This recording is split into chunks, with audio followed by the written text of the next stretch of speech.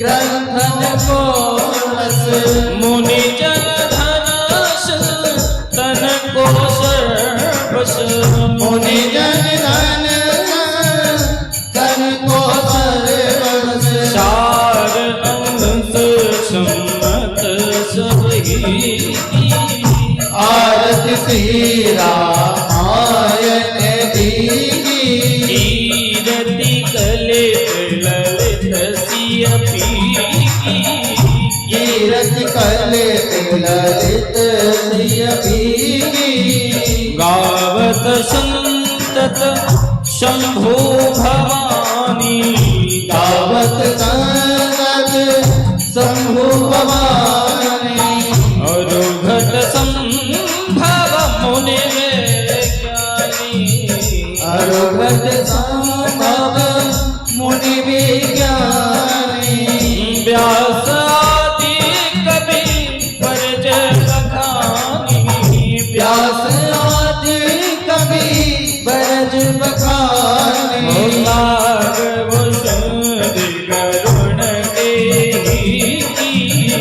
आरती श्री रामायण दीनी कीरति कलित ललित सिय पीकी कीरति कलित ललित कलमल हरनि विषय रस पीकी कलिमल हरण विष पीकी शुभग श्रृंगार मुक्ति जुवती की शुभल शिकार मुक्ति युवती दलन रोग भव मुरे दलन रोग मोरनी तात मात सब वेद तुलसी बेधे तुलसी संसार सार नमामि त्वमेव सर्वं देव देवा त्वमेव सर्वं मम देव देव त्वमेव सर्वं मम देव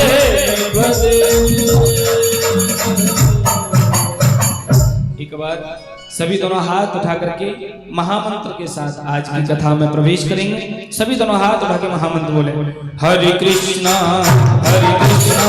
कृष्ण कृष्ण हरे हरे हरे रामा राम राम हरे हरे ओ हरे कृष्ण कृष्ण कृष्ण हरे हरे हरे राम राम राम हरे हरे ओ हरे कृष्ण कृष्ण हरे हरे हरे राम हरे हरे कृष्ण कृष्ण कृष्ण हरे हरे हरे राम राम हरे हरे कृष्ण कृष्ण हरे हरे राम राम हरे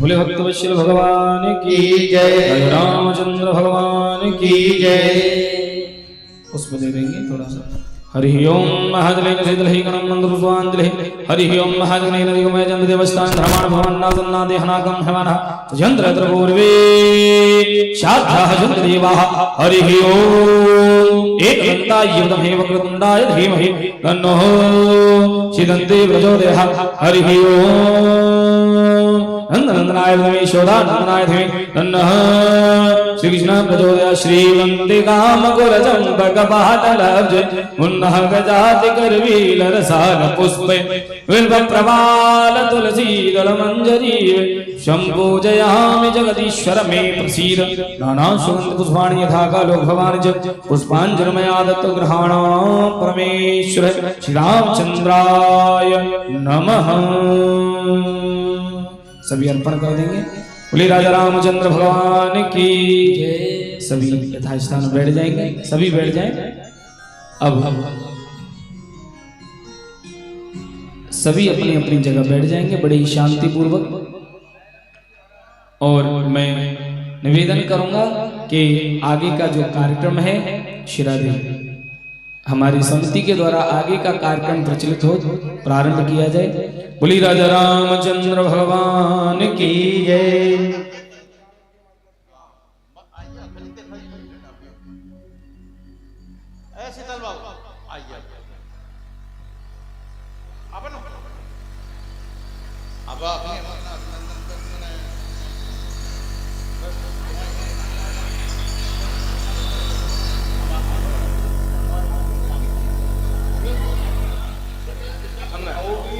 आइए अभी आए शास्त्री की कर रहे हो बाजार में बोले कि जितनी नहीं कहूंगा तो माइक नहीं।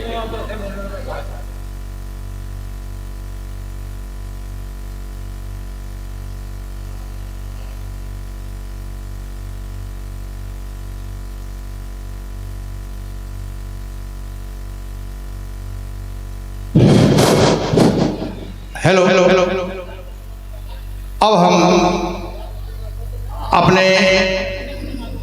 अपना कार्यक्रम कर रहे हैं। महिलाओं के माध्यम से ही हम कथावाचिका का सम्मान कराना चाहेंगे।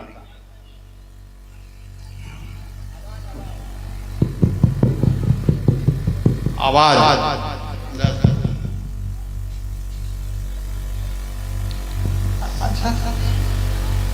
वह सम्मान अतिथि हम बाहर से नहीं लेते, हम सम्मान करवाए थे महिला सम्मान करे महिला सम्मान करवाए आदमी सब तैयार हाँ तो कह लो हाँ हे बोला तुरंत बोला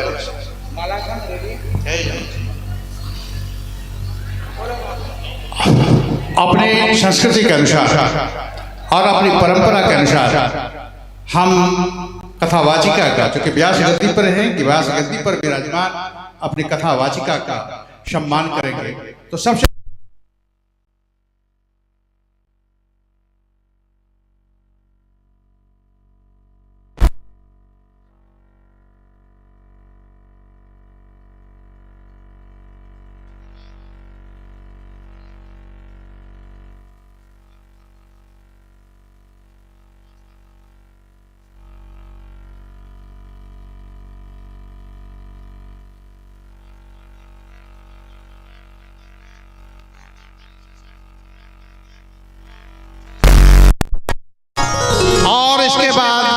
माला लेकर आ रही है नीलम देवी। हम माला पहना दी, ताली से सम्मान करेंगे, ताली नहीं छूटे सम्मान करते हुए। इसके बाद बिंदु देवी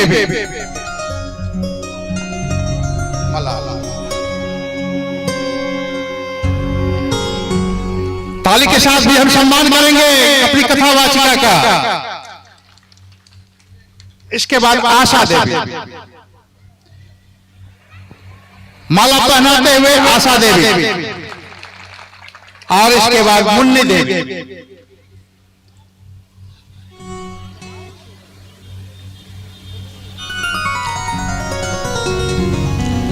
कथावाचिका देवी गौरी प्रिया का सम्मान करते हुए मुन्नी देवी।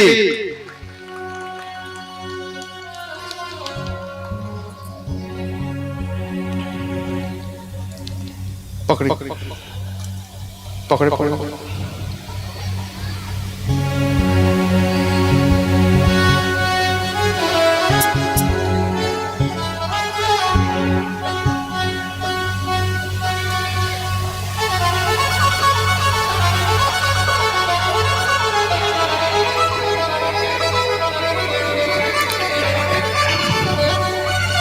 हमारे बीच आवासीय मार्शल एकेडमी के प्राचार्य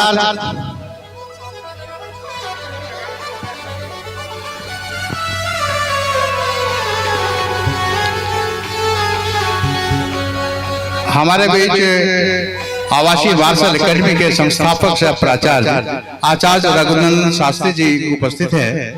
हम चाहेंगे कि हमारी समिति के श्री शिवशंकर कुमार सिंह जी उनका माला पहनाकर सम्मान करें।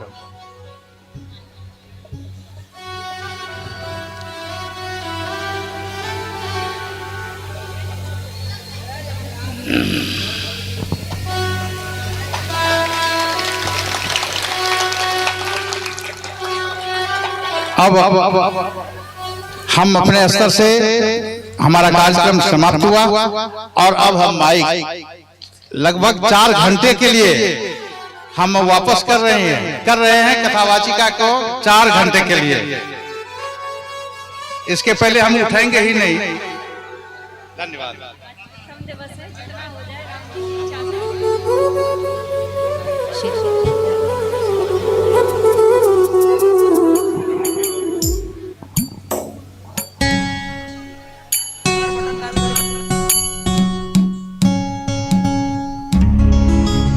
जय राधे श्री राधे, जय राधे, जय श्री राम श्री राधे, जय राधे, जय श्री राम श्री राधे, जय श्री राम, जय राधे श्री राधे, जय श्री राम। बोलिए बांके बिहारी लाल की, रामचंद्र भगवान की, श्री हनुमान जी महाराज की।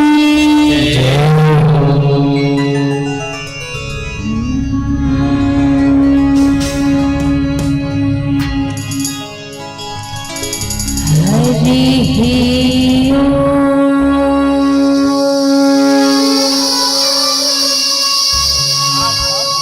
नमो भगवते वासुदेवाय नमः। स्वस्ति श्री गणेशाय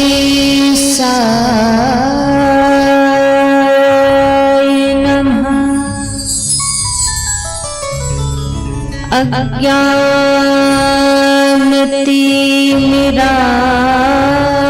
अज्ञानतिमिरान्धस्य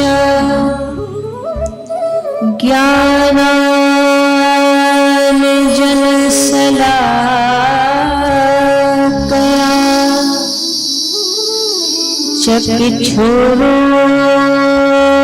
चक्षुरुन्मीलितं येन तस्मै श्री गुरवे नमः।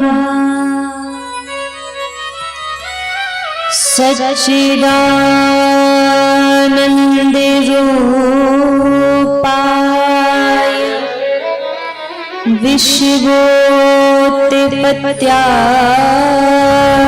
विश्वोत्पत्त्यादिहेतवे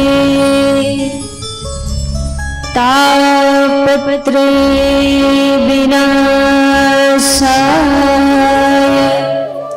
श्रीकृष्णाय वयं नमः।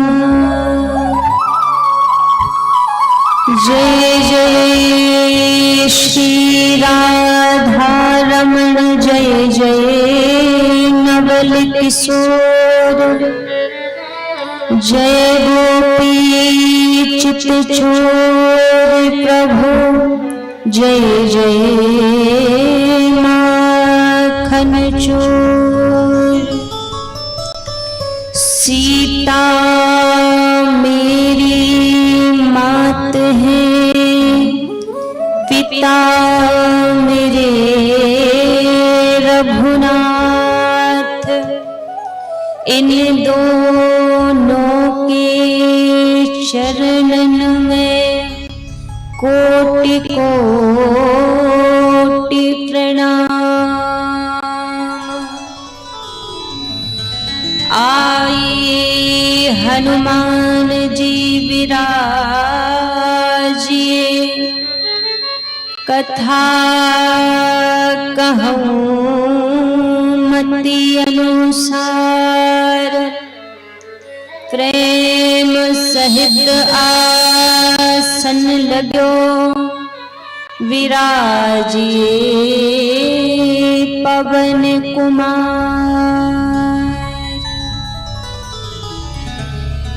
एक बार सभी महामंत्र बोलेंगे। हरे कृष्ण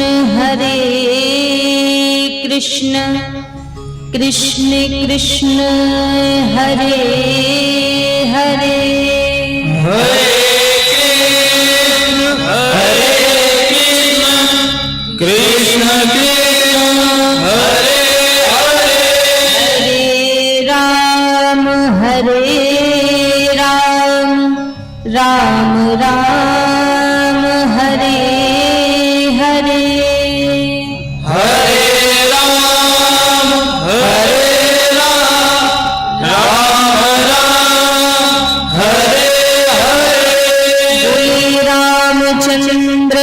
भगवान की जय हो, बिहारी लाल की जय हो, शंकर भगवान की जय हो, हनुमान जी महाराज की जय हो।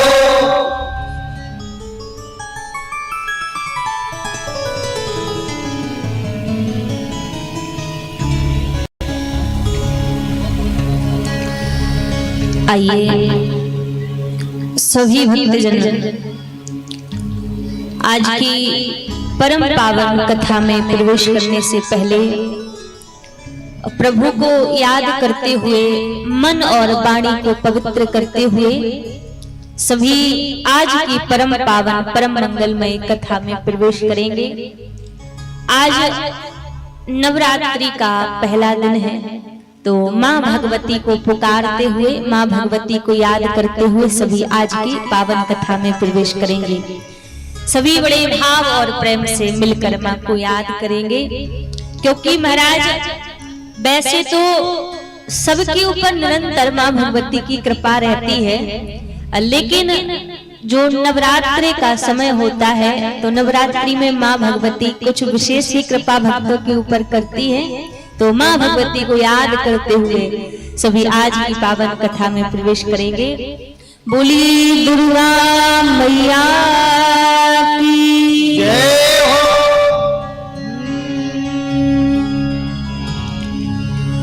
मैया नवरातों में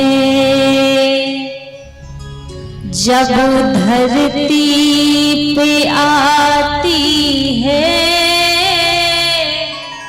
जब माँ इन नवरात्रों में धरती पे आती है, पृथ्वी पर आती है, तो अपने सभी भक्तों के ऊपर माँ भगवती कृपा करती है।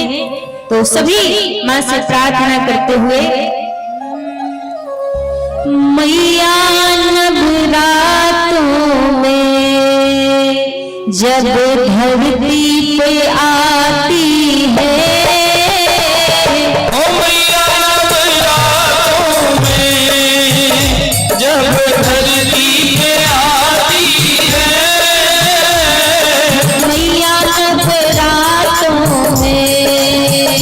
जब धरती पे आती है, ओ मैया नवरात्रों में जब धरती पे आती है, किसको क्या देना है, किसको क्या देना है, ये सोच के आती है, किसको क्या देना है, ये सोच के आती है। मैया नवरात्रों में जब धरती पे आती है, मैया नवरात्रों में जब धरती पे आती है।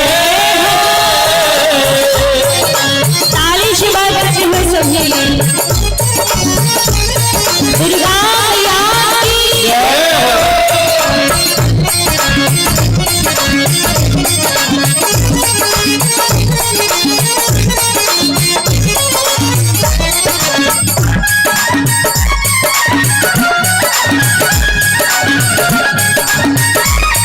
हरि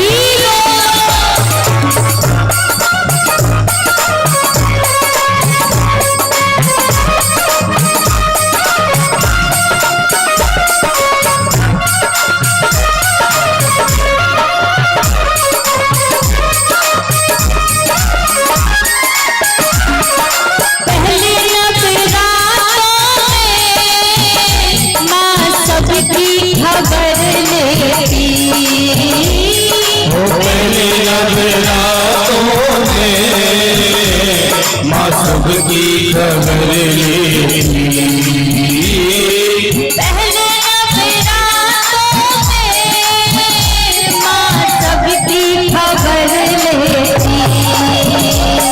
पहले नवरात्रों में माँ सबकी खबर लेती,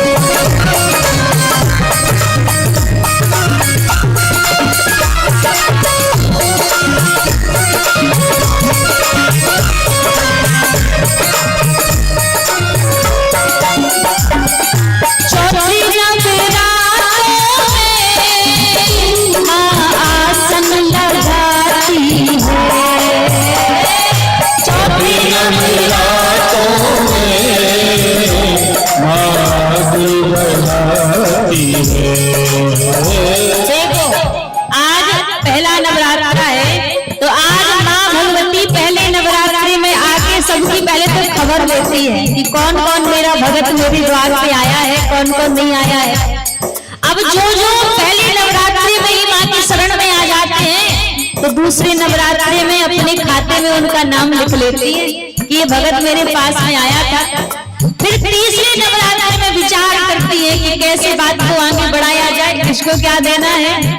फिर विचार कर लिया माँ ने तीसरे नवरात्रि में, और चौथे नवरात्रि में माँ भगवती आसन लगा कर बैठ जाती है। ये अब देना प्रारंभ करती है मैया। चौथे नवरात्रों में माँ आसन लगाती है। चौथे नवरात्रे में आसन लगाती है। पाँच नवरात्रि में आ गई हूँ बताती है। पाँच नवरात्रे में आ गई हूँ बताती है। छठे नवरात्रों में, छठे नवरात्रों में माँ दर्शन दिखाती है। छठे नवरात्रों में माँ दर्शन दिखाती है।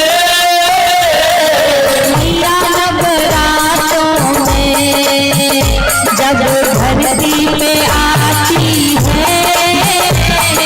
मैया नवरात्रों में जब धरती पे आती है।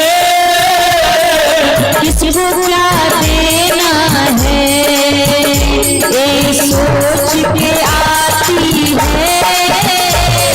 किसको क्या देना है ये सोच के आती है।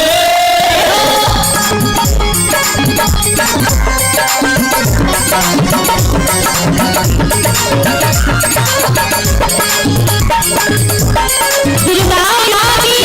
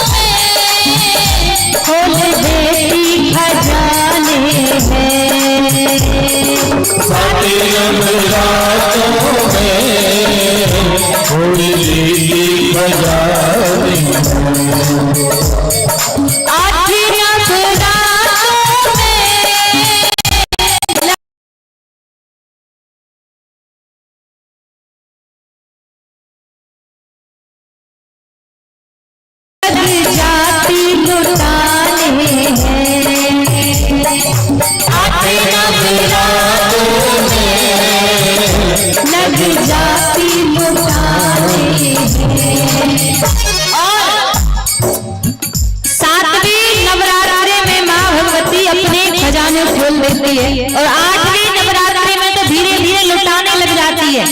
और महाराज नौवीं नवरात्रि में मैया क्या करती है। अब देखो हमारे फायदे की बात है, फायदे की बात है तो ऐसे बैठोगे तो फायदा होने वाला नहीं है। नौवीं नवरात्रि में मैया क्या करती है, दोनों हाथ इधर खड़े कीजिए सीधे सीधे। नौवें नवरात्रों में, नौवें नवरात्रों में दोनों हाथों से लुटाती है।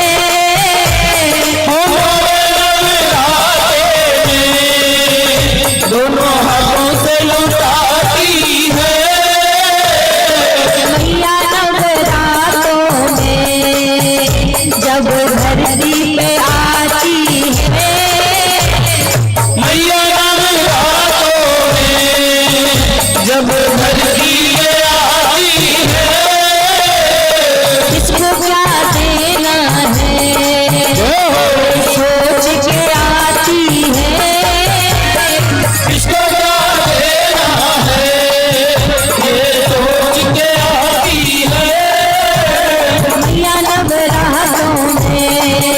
जब धरती पे आती है, मैया जब राह में जब धरती पे आती है।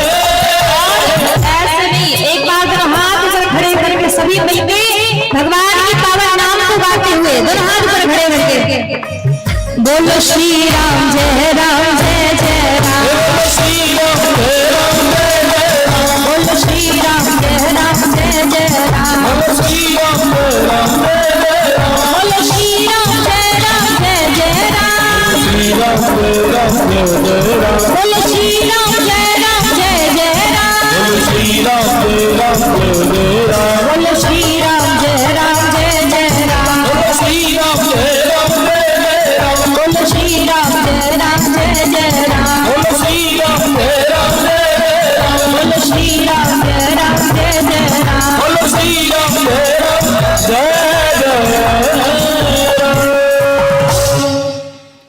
बोलिए रामचंद्र भगवान की जय हो, गुरु राम मैया की जय हो।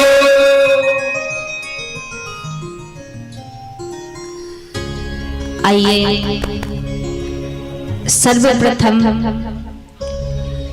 मेरे परम आराध्य अकारण करुणा वरुणालय अनंत कोटि कल्पतरु पीतांबरधारी श्री राधा रमण लाल जी के पावन चरणों में प्रणाम करते हुए अनंत बलवंत संत श्री हनुमंत लाल जी महाराज के चरणों में प्रणाम करते हुए सभी संत समाज, विप्र समाज, विद्वत समाज, कथा में उपस्थित सभी भक्तजनों के हृदय में विराजित मेरे लोक लोचन सावरे सरकार के श्री चरणों में व्यासपीठ की ओर से वंदन प्रणाम करते हुए आज की परम पावन कथा में सभी बड़े भाव से प्रवेश करेंगे।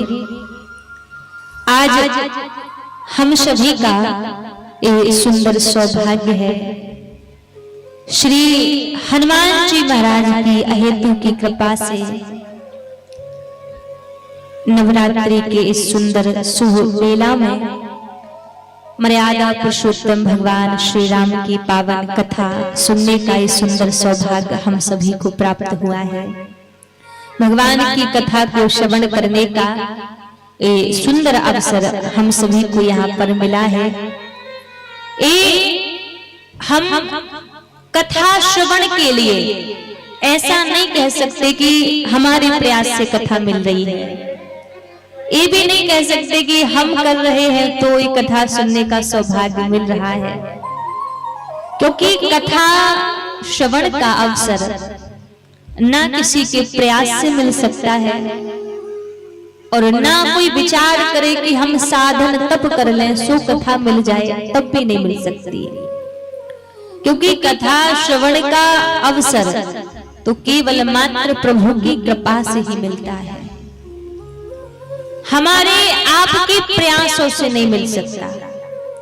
हाँ, जीवन में और जितनी वस्तु है और जितनी चीजें हैं उनको यदि हम प्राप्त करना चाहें तो उसके हिसाब से हम कर्म करें तो वो चीज हमें मिल जाएगी, वो वस्तु हमें मिल जाएगी। लेकिन कथा श्रवण का ये सुंदर सौभाग्य, कथा श्रवण का फल ये हमारी इच्छा से नहीं होता, क्योंकि कहा गया है आप सोचो बहुत आप तप कर लो तो आपको भगवान की कथा मिल जाए, तो नहीं मिलेगी। आप कहो हम बहुत पुण्य इकट्ठे कर लें तो भगवान की कथा मिल जाए, तो भी भगवान की कथा नहीं मिलेगी। आप सोचो हम साधना कर लें, तपस्या कर लें, खूब नियम संयम से रह लें तो भगवान की कथा मिल जाए, तो भी महाराज भगवान की कथा नहीं मिलेगी। तो भगवान की कथा फिर मिलती कब है? जब हमारे प्रयास से कथा नहीं मिलती तो भगवान की कथा सुनने का हमें सौभाग्य कब मिलता है? मानस में बाबा तुलसीदास जी कहते हैं कि हमें प्रभु की कथा सुनने का अवसर कब मिलता है? जे फल साधन ते नहीं होई, ते नहीं होई, तू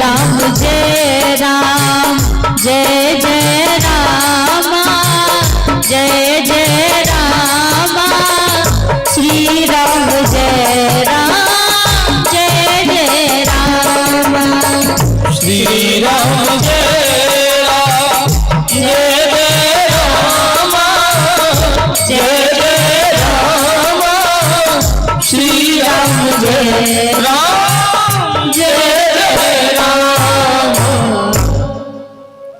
मानस में तुलसीदास जी कहते हैं, जे फल साधन ते नहीं होई। कौन सा फल? कथा श्रवण का फल। ये किसी साधन से नहीं मिलता है, ये किसी तप से नहीं मिलता, ये किसी प्रयास से नहीं मिलता। आप सोचो हम खूब साधना कर लें तो हमें भगवान की कथा मिल जाए, तो महाराज नहीं मिलेगी। आप सोचो हम ध्यान लगा लें तो भगवान की कथा मिल जाए, तो भी नहीं मिलेगी। आप सोचे हम तपस्या कर लें, खूब पुण्य इकट्ठे कर लें, तो हमें प्रभु की कथा सुनने का अवसर मिल जाए, महाराज तो भी नहीं मिलेगा। तो कथा सुनने का अवसर कब मिलता है? कहा जी फल साधन ते नहीं हुई। किसी साधन से फल नहीं होता है कथा का, फिर कब मिलेगा? कहा महाराज तुम्हारी कृपा पावे कोई कोई। सबके ऊपर भी नहीं कहा, कहा कोई कोई। हजारों लाखों में से कुछ बिरला ऐसे होते हैं जिनके ऊपर रघुनाथ जी की कृपा होती है और उनको कथा सुनने का अवसर मिलता है, कथा सुनने का सौभाग्य मिलता है। तो आज हम जो यहाँ पर कथा सुनने के लिए बैठे हैं, हमारी या आपकी इच्छा से नहीं बैठे, हमारी या आपकी मर्जी से यहाँ पर नहीं बैठे हैं। ये जो दरबार सजा हुआ है, ये जो महफिल सजी है, महफिल किसकी है? ये ठाकुर जी का दरबार है। ये बांकी बिहारी की महफिल है, इसे बांकी बिहारी सजाते हैं और कथा में वही आते हैं जिन्हें बांकी बिहारी बुलाते हैं। ये दरबार में आप अपने से आकर नहीं बैठे हैं, ठाकुर जी ने आपको बुलाया है, आपको चुना है कि आप भगवान की कथा को सुने, तब जाकर आप यहाँ पर आकर बैठे हैं महाराज। तो ये कथा हमें अपने प्रयास से नहीं मिलती, कथा कराने वाले भी राम जी है। और यदि हम अभिमान से कहेंगे महाराज हम कथा कह रहे हैं, तो हमारी क्या हस्ती है कि हम भगवान की कथा कह सके? ये हाड़ मास की जीव है, कब कौन सा वचन कहाँ क्या निकल जाए किसी को पता है? ये तो रघुनाथ जी की कृपा है। कहने वाले राम है, कराने वाले राम है, निमित्त बनने वाले भी राम जी ही हैं। सब उनकी इच्छा से यहाँ पर हो रहा है। महाराज हमारा आपका इसमें कोई सामर्थ्य नहीं है कि हम अपने प्रयास से भगवान की कथा सुन सके। भगवान की कथा सुनने का सौभाग्य तो भगवान की कृपा से ही मिलता है। तो आज हम सभी के ऊपर महाराज प्रभु की कृपा हुई है, तब जाके ये कथा सुनने का सुंदर अवसर हमें मिला है। अच्छा, अब कुछ प्रश्न मन में आते हैं। सबसे पहले तो हमारे मन में प्रश्न आता है कि भगवान की कथा क्यों सुननी चाहिए? भगवान की कथा सुनना क्यों जरूरी है? खूब संत चिल्लाते हैं भगवान की कथा सुनो, सत्संग करो, तो भगवान की कथा सुनना क्यों आवश्यक है, क्यों जरूरी है? महाराज सबसे पहले इस प्रश्न के पीछे भी एक प्रश्न छिपा है कि भगवान की कथा हम इसलिए सुनते हैं कि हमारी भगवान से प्रीति हो जाए, हमारा भगवान से प्रेम हो जाए। अब बिना जाने पहचाने तो भगवान से हमारा प्रेम होगा नहीं, प्रीति होगी नहीं। जाने बिनु ना होई प्रतीति, बिना जाने प्रेम नहीं होता। आज मान लीजिए हमारे घर में कोई अतिथि, कोई अनजान व्यक्ति आ जाए, हम उसका स्वागत सत्कार कर देंगे, भोजन इत्यादि करा देंगे, लेकिन हम उससे प्रेम नहीं करेंगे। क्यों? क्योंकि हम उससे परिचित नहीं है, हम उसको जानते नहीं है, तो हम उससे प्रेम नहीं करेंगे। उसी प्रकार अभी तक हमारा जीवन जानते हो कैसा चल रहा है? भगवान की पूजा तो कर रहे हैं, घर में भगवान बिठा भी रखे हैं, खूब सुबह शाम दीपक भी दिखा रहे हैं भगवान को, लेकिन भगवान से अभी प्रेम नहीं है। और प्रेम होगा कब? जब हम भगवान को जानेंगे, जब भगवान को पहचानेंगे, तभी तो भगवान से प्रेम होगा। बिना जाने थोड़ी ना प्रभु से प्रेम हो जाएगा। तो ये कथा हमारा भगवान से परिचय कराती है। कथा हमारी भगवान से पहचान कराती है, और जब भगवान को हम जानने लगते हैं, पहचानने लगते हैं, तो धीरे धीरे हमारा भगवान से प्रेम होने लगता है। अब सबसे पहले हम आपको एक चीज बता दें, अभी किसी से भी पूछो कि आप भगवान को मानते हैं, भगवान से प्रेम करते हैं, तो तुरंत उत्तर क्या मिलेगा? हम भगवान से प्रेम करते, हम भगवान को मानते हैं। अब उनसे पूछो किस तरह से आप भगवान से प्रेम करते हैं, तो कहेंगे घर में भगवान बैठा रखे हैं और सुबह 1-2 घंटे पूजा कर लेते हैं, शाम को 1-2 घंटे पूजा कर लेते हैं, तो हो गया भगवान से प्रेम। सबसे पहले आपको बता दें, प्रेम की पद्धति अलग है, पूजा की पद्धति अलग है। एक तरह से यदि कह दिया जाए तो प्रेम की पद्धति में पूजा का स्थान नहीं है। जो हमारी ब्रज की गोपांगनाएं, ब्रज की गोपियां जो ठाकुर जी से प्रेम करती थी, वो ठाकुर जी की पूजा नहीं करती थी। पूजा अलग है। पूजा करते हम अपनी दिनचर्या को बनाने के लिए कि हमारा दिन अच्छा जाए, हमारा दिन शुभ जाए, तो हम थोड़ी देर के लिए भगवान के सामने बैठकर पूजा कर लेते हैं। लेकिन पूजा और प्रेम में अंतर है। अब एक चीज आप विचार कीजिए, मान लीजिए आपके घर का कोई सदस्य है, आपके घर का कोई व्यक्ति है, तो किसी काम बस 1 महीने 2 महीने के लिए वो घर से दूर परदेश चला जाए।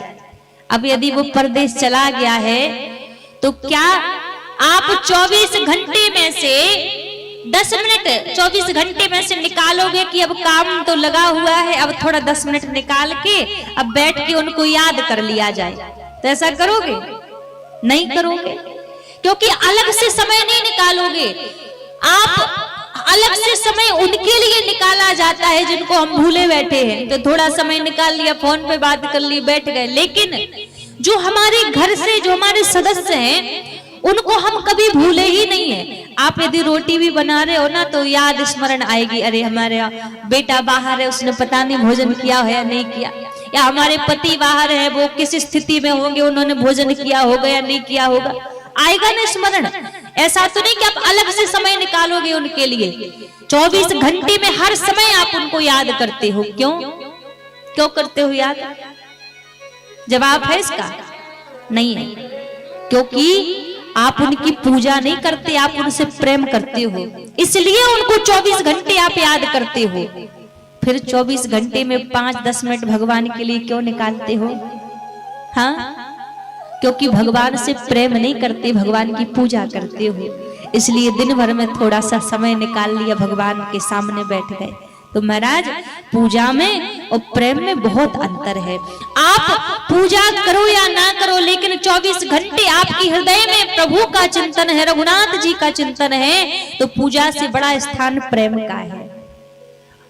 आज व्यक्ति ज्ञानी बन सकता है, बैरागी बन सकता है, साधु संत बन सकता है, लेकिन प्रेमी बनना कठिन बात है। और एक बात हम आपसे कहें, आज प्रथम दिन है, हम कोई ज्ञानी नहीं है कि आप सोचो कि बहुत बड़े विद्वान हमने वृंदावन से बुलाए हैं।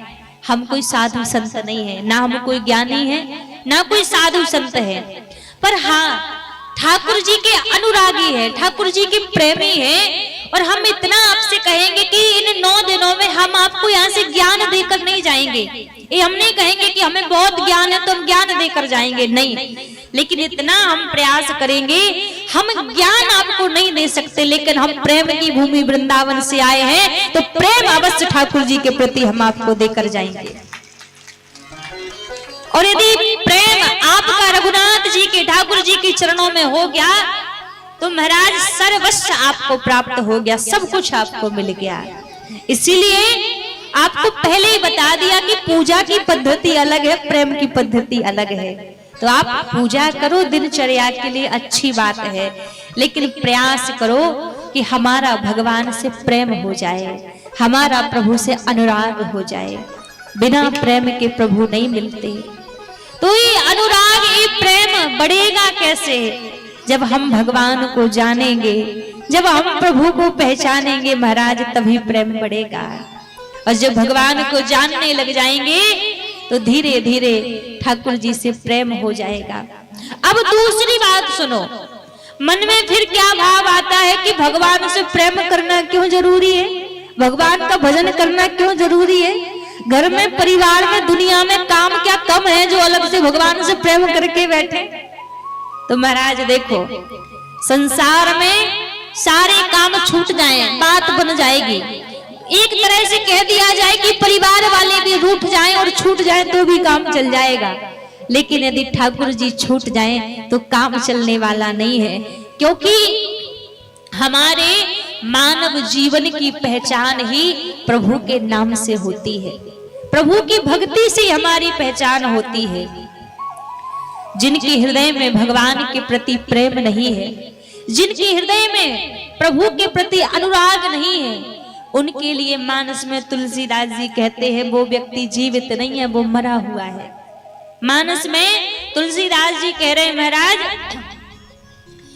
जिन हरि भगति हृदय नहीं आनी, हृदय नहीं आनी, जीवित सब समाते ही प्राणी।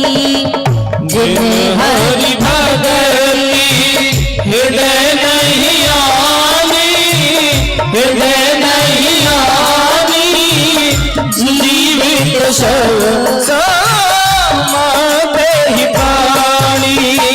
जिन हरि भगति हृदय नहीं आनी, हृदय नहीं आनी, जीवित सब समाते ही प्राणी। जिन हरि भगति हृदय नहीं आनी, हृदय नहीं आनी, जीवित सब समाते ही प्राणी। श्री राम जय राम, जय जय रामा, जय जय रामा, श्री राम जय राम, जय जय रामा। श्री राम जय राम, जय जय राम, जय जय राम, श्री राम जय राम, जय जय राम। जिनके हृदय में प्रभु के प्रति प्रेम नहीं है, प्रभु के प्रति अनुराग नहीं है, तुलसीदास जी उनके लिए कह रहे हैं, जिन हरि भगति हृदय नहीं आनी। जिनके हृदय में प्रभु के प्रति भक्ति नहीं है, प्रेम नहीं है, वो व्यक्ति जीवित तो है पर कैसा है, जीवित सौ समान ते ही प्राणी। सौ के बराबर है। सौ जानते हो किसे कहते हैं? सौ कहा जाता है मुर्दे को, मरे हुए व्यक्ति को सौ कहा जाता है। अब आप कहोगे हम तो भगवान का भजन नहीं करते, हम तो भक्ति नहीं करते, हम तो जीवित है, हम तो जिंदा हैं। तो महाराज, हमारी दृष्टि में हम जिंदा हैं, हमें लग रहा है कि हम जिंदा हैं। जिंदा तो हो पर कैसे हो, उस मुर्दे के बराबर जीवित हो, मुर्दे के समान। जीवित सौ समान ते ही प्राणी। जिनकी हृदय में प्रभु की भक्ति नहीं है वो सौ के समान जीवित है। अच्छा, आपने देखा होगा जब कोई व्यक्ति मर जाता है और उसको शमशान लेकर जाते हैं तो सभी लोग क्या बोलते हैं, क्या कहते हैं? तेज से आवाज आनी चाहिए, राम नाम सत्य है। सभी लोग कहते हैं राम नाम सत्य है। अब महाराज, इतने लोगों की भीड़ में सब लोग बोल रहे हैं कि राम नाम सत्य है, लेकिन केवल एक व्यक्ति नहीं बोलता कि राम नाम सत्य है। वो कौन है? मुर्दा। मरा हुआ व्यक्ति नहीं कहता कि राम नाम सत्य है। अच्छा, मुर्दा क्यों नहीं कहता? उसको भी तो कहना चाहिए ना। क्या बदला है? वही दो हाथ है, वही दो पैर है, वही मुख, वही पूरी देह है, क्या बदला है? उसको भी तो बोलना चाहिए कि राम नाम सत्य है। वो क्यों नहीं बोलता? क्योंकि महाराज, उसके हृदय में जो राम बैठा हुआ था वो राम निकल चुका है। ईश्वर अंश जीव अविनाशी, सबके अंदर प्रभु का अंश है। तो उसके हृदय में जो राम बैठा हुआ था वो राम निकल चुका है, इसलिए वो नहीं कहता कि राम नाम सत्य है। महाराज विचार करो, वो तो 4 पांव की खाट पर लेटा हुआ मुर्दा है जो नहीं कहता कि राम नाम सत्य है, पर हम तो चलते फिरते मुर्दा हैं जो राम को भूल कर बैठे हैं। यदि हमारे हृदय में राम के प्रति भक्ति नहीं है, प्रेम नहीं है, तो हम उस मुर्दे से कम नहीं है, हम भी मुर्दे के बराबर हैं। हमारे जीवित होने का प्रमाण ही भगवान के नाम से होता है, भगवान की भक्ति से होता है कि जिंदा है, मरा हुआ है। ऐसे तो दुनिया में करोड़ों की भीड़ है, लेकिन करोड़ों में से कुछ ऐसे हैं जो जीवित होने का प्रमाण बताते हैं कि मैं जीवित हूं, मैं जिंदा हूं। बाकी सब जिंदा तो हैं पर मुर्दे के बराबर जिंदा है। इसीलिए हृदय में भगवान के प्रति प्रेम होना महाराज बड़ा आवश्यक है, अनुराग होना बड़ा आवश्यक है। जब तक भगवान के प्रति हृदय में प्रेम ना हो, अनुराग ना हो, तब तक जीवन चल तो रहा है पर बस मुर्दे की भांति ही जीवन चल रहा है कि जीवन चल रहा है, जी रहे हैं, बोझ ढो रहे हैं संसार का। हमारे इस जन्म लेने मात्र का मुख्य उद्देश्य है भगवान की प्राप्ति, प्रभु की प्राप्ति। ये हमारे जन्म लेने का उद्देश्य है। और जन्म लेने के बाद भी हम यदि भगवान को प्राप्त नहीं कर पाए तो जीवन हमारा बेकार है, जीवन ऐसे व्यर्थ चला गया यदि प्रभु को हमने प्राप्त नहीं किया तो। जब एक बार भगवान ने एक जीवात्मा से कहा कि देखो हम एक खेल खेलते हैं, तो जीवात्मा ने कहा ठीक है प्रभु, कौन सा खेल खेलना है? तो भगवान ने कहा कि हम लुका छिपी का खेल खेलते हैं। जीवात्मा ने कहा ठीक है, पर प्रभु पहले मैं छिपूंगा और आपको मुझे ढूंढना पड़ेगा। भगवान ने कहा तेरी इच्छा, पहले तू छिप जा। तो एक जीवात्मा आके कहां छिपा? एक जीवात्मा आके एक मां के गर्भ में छिप गया। और जब गर्भ में छिप गया तो भगवान ने गर्भ में जाके उसे ढूंढ भी लिया और 9 महीने बाद उसको गर्भ से बाहर भी निकाल दिया। अब भगवान बोले देख, मैंने तो तुझे ढूंढ लिया है, अब तेरी बारी है, अब मैं छिपूंगा और तू मुझे ढूंढना। तो भगवान कहाँ छिपे? कहीं और जाकर नहीं छिपे, भगवान जाकर एक जीव के हृदय में जाके छिप गए। अब हमारी बारी क्या है? जैसे प्रभु ने हमें गर्भ में जाके ढूंढ लिया था, वैसे इस संसार में आके हमें भगवान को ढूंढना है, भगवान को प्राप्त करना है। यही जीवन का हमारे उद्देश्य है कि हम बस भगवान को पाने के लिए, प्रभु को प्राप्त करने के लिए यहाँ पर आए हैं। और ये मानव का शरीर पाने के बाद भी यदि हम भगवान को प्राप्त नहीं कर पाए तो महाराज हमारा जीवन व्यर्थ चला जाएगा। संसार में कई चीजें आपको, हर एक वस्तु मिल जाएगी, लेकिन सबसे अनमोल चीज क्या है? सबसे दुर्लभ चीज क्या है? सबसे दुर्लभ वस्तु कुछ है तो वो मानव का शरीर है। हर एक वस्तु, हर एक चीज हमें हमारे कर्म के अनुसार मिल सकती है। कोई चीज हमें चाहिए, वैसा कर्म करो, वस्तु प्राप्त हो जाएगी। लेकिन शास्त्रों में व्यास जी ने कहा है कि 3 चीजें संसार में ऐसी हैं जो हमें हमारे कर्म से नहीं मिलती। वो 3 चीजें भगवान की कृपा से मिलती हैं कि दुर्लभो तेरे बेतत देवानुग्रह हेतुकम मनुसुतम मुमुक्षुतम महापुरुष ते संश्रया। व्यास जी महाराज कह रहे हैं कि संसार में 3 चीजें दुर्लभ हैं जो हमें हमारे कर्म से नहीं मिलती। कौन कौन सी? कि दुर्लभोत्तरे वेतत देवानुग्रह हेतुकम। ध्यान दीजिएगा, केवल हमारे लिए अकेली दुर्लभ नहीं है, कहा देवानुग्रह हेतुकम, अर्थात स्वर्ग के देवी देवताओं को भी वो 3 चीजें नहीं मिलती। स्वर्ग के देवताओं को भी तीनों चीज दुर्लभ है। 3 चीज कौन कौन सी बताई? पहली चीज कही मनुष्यतम, अर्थात ये मानव का शरीर। फिर दूसरी चीज कही मुमुक्षुतम, मुक्त होने की इच्छा। फिर तीसरी वस्तु कही महापुरुष ते संश्रया, किसी महापुरुष का सानिध्य मिल जाना। अब पहली चीज जो बताई मनुष्यतम, ध्यान देना।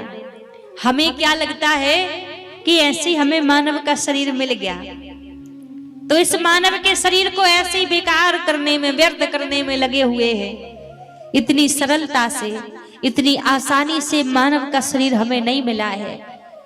व्यक्ति 84 लाख योनियों में जाता है, तब जाके कहीं भगवान की कृपा होती है और ये मानव की देह हमें मिलती है।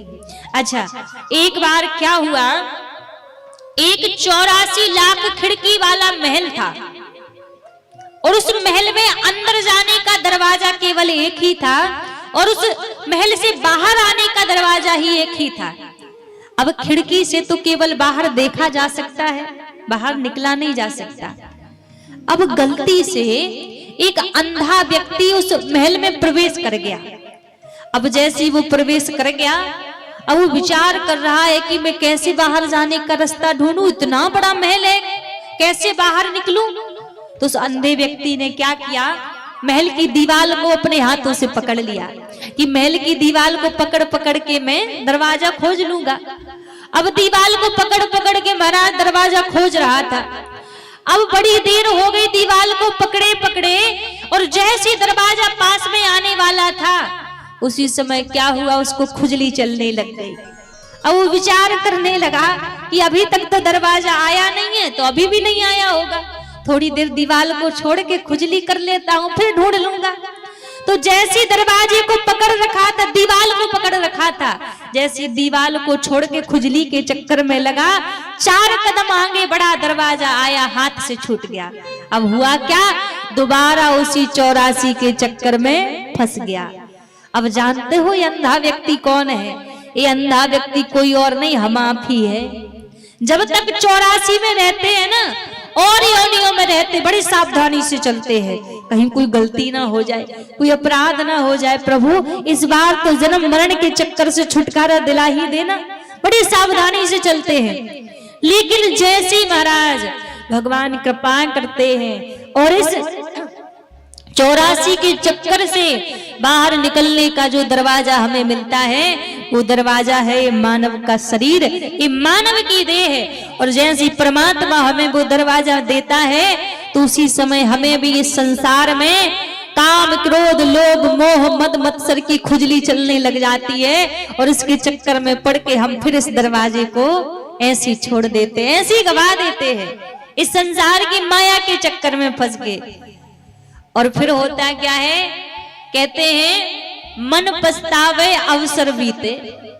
जब तक समय है तब तक व्यक्ति नहीं समझता, और जैसे समय निकला फिर बोलेगा महाराज प्रभु अब की बार कृपा कर दो, अब की बार इस जन्म मरण के चक्कर से छुटा दो, इतना भजन करूंगा, इतना भजन करूंगा, कभी दोबारा इस चक्कर में फंसना नहीं पड़ेगा।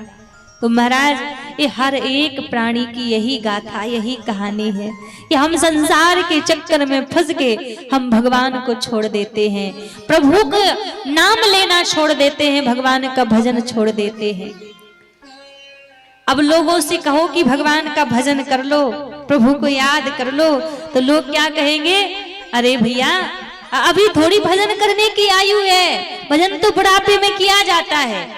आपसे पूछें, आप लेखा जोखी करवा के आए हैं क्या कि बुढ़ापा पक्का ही आएगा? यहाँ एक पल की गारंटी नहीं है। व्यक्ति भरोसा बुढ़ापे का करता है कि बुढ़ापे में भजन करूंगा। देखो भजन का फल भी 3 प्रकार से मिलता है। कैसे भजन का फल 3 प्रकार से मिलता है? जो व्यक्ति बाल अवस्था में भजन करता है तो बाल अवस्था में किए भजन का फल अमृत के समान मिलता है, अमृत के बराबर मिलता है।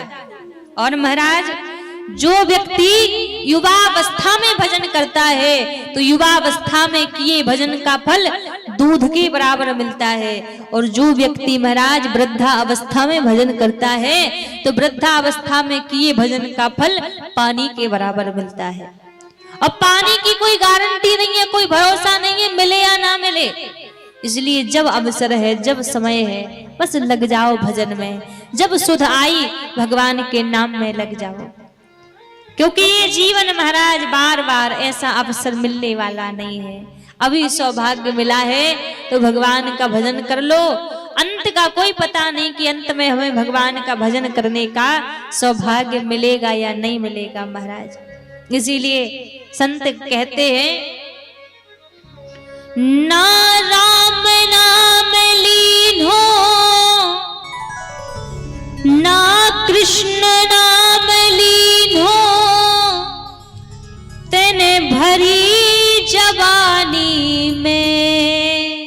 पूरा जीवन बिता दिया, भगवान का भजन नहीं किया। तो ऐसे लोगों के लिए संत ने कहा, महाराज तू डूब के मर जा रे चुल्लू भर पानी में। तू डूब के मर जा रे चुल्लू भर पानी में। तू डूब के मर जा रे चुल्लू भर पानी में। ओ तू डूब के मर जा रे चुल्लू भर पानी में। ना राम नाम लीन हो, ना राम नाम लीनो, ना कृष्ण नाम लीन हो, ना कृष्ण नाम लीनो, तेन भरी जवानी में।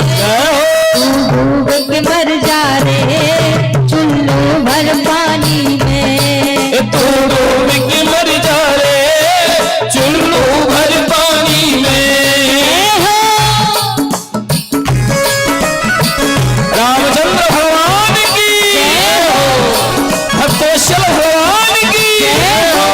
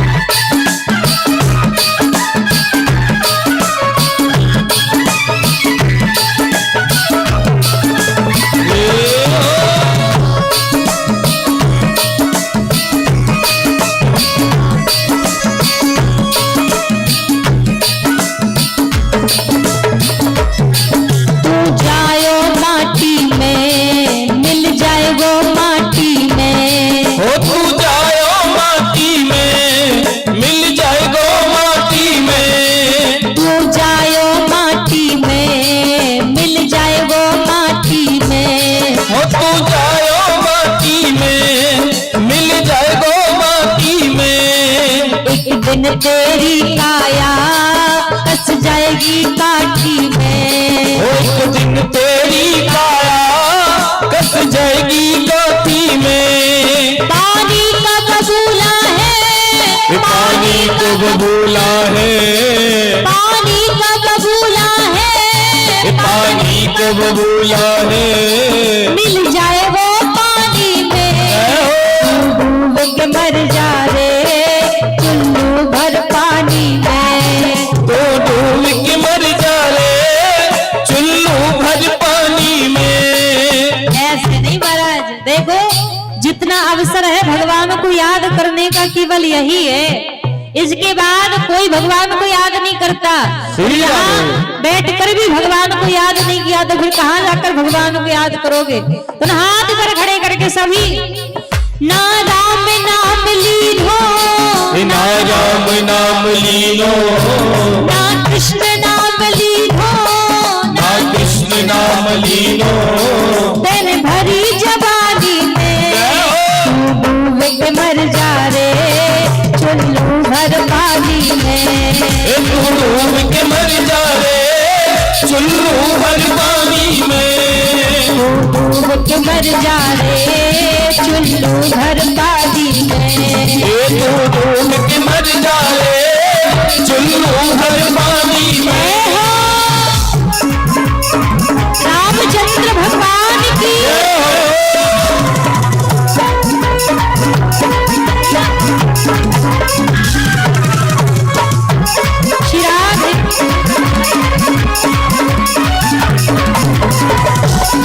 हरि बोल।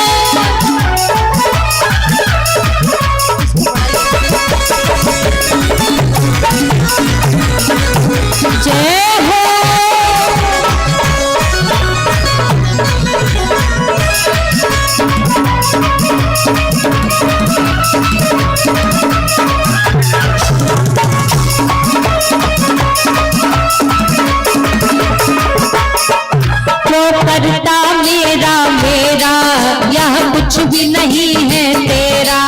क्यों करता मेरा मेरा या कुछ भी नहीं है तेरा। क्यों करता मेरा मेरा यह कुछ भी नहीं है तेरा। क्यों करता मेरा मेरा या कुछ भी नहीं है तेरा। एक दिन होगा भैया तेरा मरघट में डेरा। एक दिन होगा भैया तेरा मरघट में डेरा। एक दिन होगा भैया तेरा मरघट में डेरा। एक दिन होगा भैया तेरा मरघट में डेरा। और महाराज जीवन भर भले किसी चीज के लिए कितना मेरा मेरा कर लो, घर मेरा, परिवार मेरा, बच्चे मेरे, धन दौलत मेरी, जीवन भर मेरा मेरा करो, लेकिन अंत में कुछ हमारा नहीं है। अभी खूब एसी के कमरों में रह रहे हैं, बड़े बड़े घरों में रह रहे हैं, ये मेरा घर है, मेरा परिवार है, लेकिन याद रखना अंत में डेरा कहाँ होना है, शमशान में ही। जीवन भर कहीं रह लो, अंत का याद रखना कि अंत में जाना एक ही स्थान पे है सबको। इसीलिए क्यों ना अंत की तैयारी पहले से कर ली जाए। वास्तव में जो हमारा है उसको अपना कहिए ना, जो हमारा है ही नहीं उसको हम अपना कहते हैं कि घर मेरा, परिवार मेरा, बच्चे मेरे, ये संसार मेरा, ये क्या हमारा है। जब जन्म लिया था तो क्या लेके आए थे संग में, कुछ लेकर आए थे? नहीं लेकर आए थे। तो यहाँ कुछ हमारा नहीं है।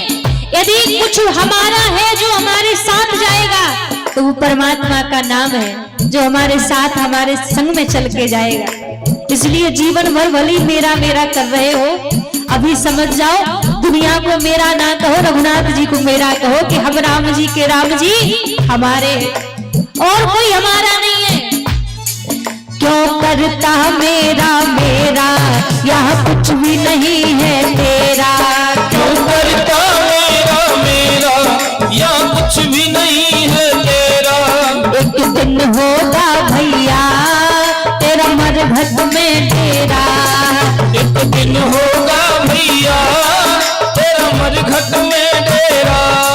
कुछ कमाई के लिए जा रे, कुछ कमाई के लिए जा रे, कुछ कमाई नहीं पायो, कुछ कमाई नहीं पायो।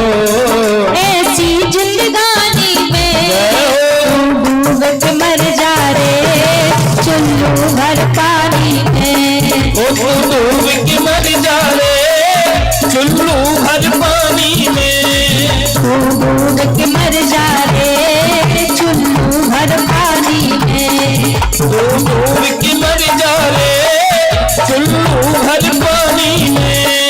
ना राम नाम लीनो, ना राम नाम लीनो, ना कृष्ण नाम लीनो, बिना कृष्ण नाम लीनो। तन भरी जवानी में डूब के मर जा रे, चुल्लू भर पानी में। डूब के मर जा रे, चुल्लू भर पानी में। डूब के मर जा रे, चुल्लू भर पानी में।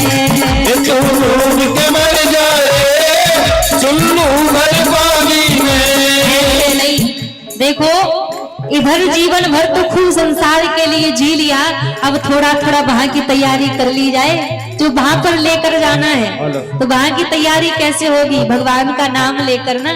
एक बार दोनों हाथ ऊपर खड़े कीजिए सभी, और दोनों हाथ ऊपर खड़े करके सभी भगवान के नाम को पुकारेंगे। सबके हाथ सीधे सीधे होने चाहिए। बोलो श्री राम जय राम जय जय राम। बोलो श्री राम जय राम जय जय राम। बोलो श्री राम जय राम जय जय राम। बोलो श्री राम जय राम जय राम। बोलो श्री राम जय राम जय जय राम। बोलो श्री राम जय राम जय जय राम। बोलो श्री राम जय राम जय जय राम। बोलो श्री राम जय राम जय जय राम। बोलो श्री राम जय राम जय जय राम। बोलो श्री राम जय राम जय जय राम। बोलो श्री राम जय राम जय जय राम। बोलो श्री राम जय राम जय जय राम। बोलो श्री राम जय राम जय जय राम। श्री राम जय राम जय जय राम। बोलो श्री राम जय राम जय जय राम। बोलो श्री राम जय राम जय जय राम। बोलो श्री राम जय राम जय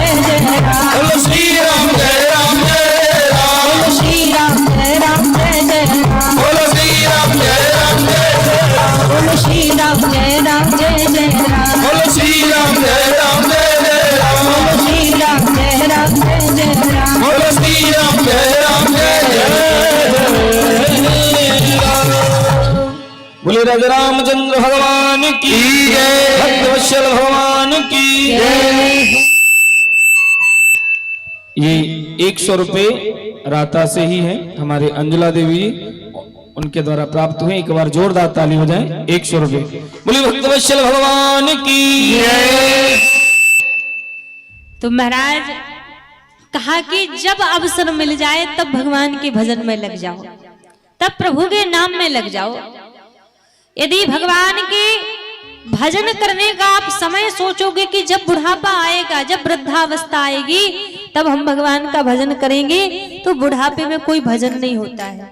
लोग कहते जरूर है, बहुत बुजुर्ग लोग आपके बीच में होंगे, आप उनसे पूछिए बैठ के कि आप तो दिन भर फ्री रहते हैं, कोई काम नहीं है, तो क्यों ना आप भगवान का भजन किया करो। तो जवाब क्या मिलेगा महाराज, माला नहीं सजती हाथ से, गर्दन नहीं सजती, कैसे भगवान का भजन करें। अंत में भगवान का भजन नहीं होता। इसलिए अभी अवसर है, जितना समय मिला है बस धीरे धीरे भगवान के भजन में लग जाओ, भगवान के नाम में लग जाओ। यही जीवन की सार्थकता है। और भजन कब होगा, जब भगवान को हम जानेंगे, भगवान से जब हमारा परिचय हो जाएगा, तब हमारे जीवन में धीरे धीरे भजन बनेगा। और भगवान से परिचय कराएगी ये प्रभु की कथा। प्रभु की कथा ही हमारा भगवान से परिचय कराएगी। इसीलिए जीवन में कथा को सुनना, जीवन में सत्संग को करना आवश्यक है। आप सोचो हम सत्संग ना करें और भगवान की सीधी भक्ति में लग जाएं तो भक्ति नहीं बनेगी। क्योंकि जब सत्संग जीवन में आता है, गुरुजन जब हमारे जीवन में आते हैं और जब गुरुजन हमें सद्मार्ग दिखाते हैं भक्ति का, तभी जीवन में धीरे धीरे हमारी भक्ति बढ़ती है महाराज। तो हमें इस सुंदर सौभाग्य यहाँ पर मिला है, सुंदर अवसर मिला है कि भगवान की कथा को श्रवण करके हमारा मन भगवान में लग जाए, हमारा मन प्रभु में लग जाए। अब महाराज केवल ये भाव लेकर कथा को मत सुनिए कि कथा को सुनकर हमें ज्ञान मिलेगा ना। संसार में बड़े बड़े ज्ञानी बैठे हैं, जिनको पूरी रामचरितमानस कंठस्थ है, जिनको भागवत जी की 18,000 श्लोक कंठस्थ हैं। ज्ञानी बनने से काम नहीं चलेगा, क्योंकि ज्ञान भी भगवान को, हमें भगवान तक नहीं पहुंचा सकता। भगवान तक पहुंचाने का कोई मार्ग, कोई रास्ता यदि हमारे पास में है तो वो केवल मात्र प्रेम है। तो आप जब कथा के निकट आके बैठो, जब आप पंडाल में प्रवेश करो, तो एक ही भाव लेकर आप यहाँ से पंडाल में आए कि हे नाथ, हमें कथा श्रवण करके आपके दरबार में आके हमें संसार की कोई वस्तु नहीं चाहिए, बस इतनी आपकी कृपा हो जाए कि हमारा मन आपके श्री चरणों में लग जाए, हमारा मन आपकी भक्ति में लग जाए।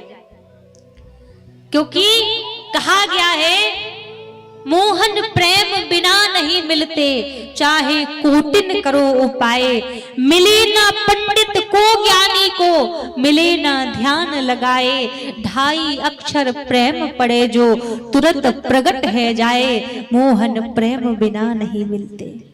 बिना प्रेम के प्रभु नहीं मिलते। भगवान की कथा हर एक वस्तु आपको प्रदान करने वाली है। भगवान की कथा को कल्प वृक्ष कहा गया है, और कल्प वृक्ष की महिमा जानते हैं आप। यदि कल्प वृक्ष के नीचे जाके बैठेंगे और कल्प वृक्ष के नीचे बैठ के आप जो भी कामना हृदय में करेंगे, वो वस्तु तुरंत आपको प्राप्त हो जाएगी, तुरंत मिल जाएगी।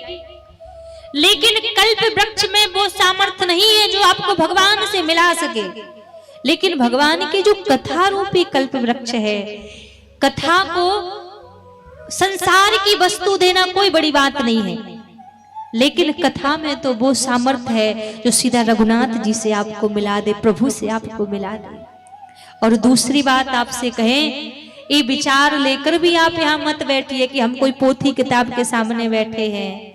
ना महाराज, ये भाव लेकर आप बैठिए, क्योंकि रामचरितमानस साक्षात भगवान का वांग्मय स्वरूप है, साक्षात रघुनाथ जी का बाल। कि हमें कथा श्रवण के फल में और कुछ नहीं चाहिए, बस हमारा अनुराग प्रभु से हो जाए, प्रेम प्रभु से हो जाए। ये भावना लेकर कथा को सुनो।